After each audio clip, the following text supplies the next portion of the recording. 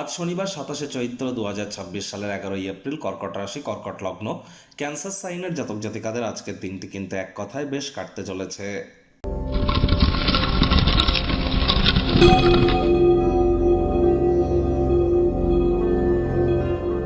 ভিডিওটির শুরুতেই আপনারা স্ক্রিনে দেখতে পাচ্ছেন শনি মহারাজের বীজ মন্ত্র ওম প্রাং প্রিং প্রং স শানিশ্চরায় নমঃ। প্রত্যেক দিন সন্ধেবেলা পারলে এটি 108 বার করে আপনারা জপ করুন, অত্যন্ত উপকৃত হবেন।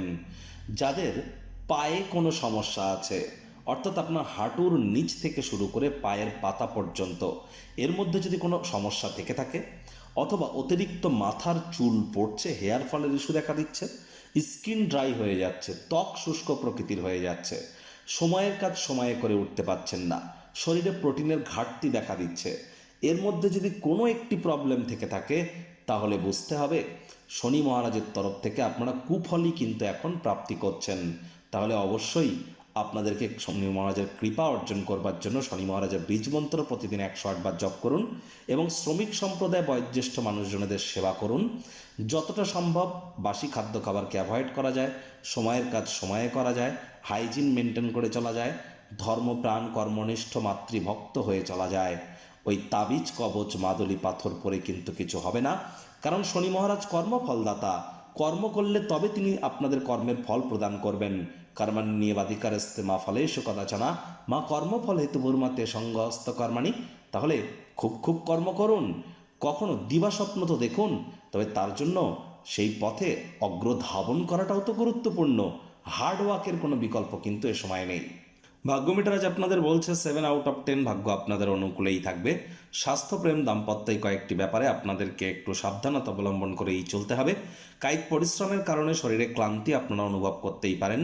ওজন বুঝে ভোজন গ্রহণ করুন, রাস্তাঘাটে সাবধানে গাড়ি ঘোড়া চালান, কোনো প্রকার নেতিবাচক অনুভূতির আশ্রয় ভুলেও যেন গ্রহণ করবেন না।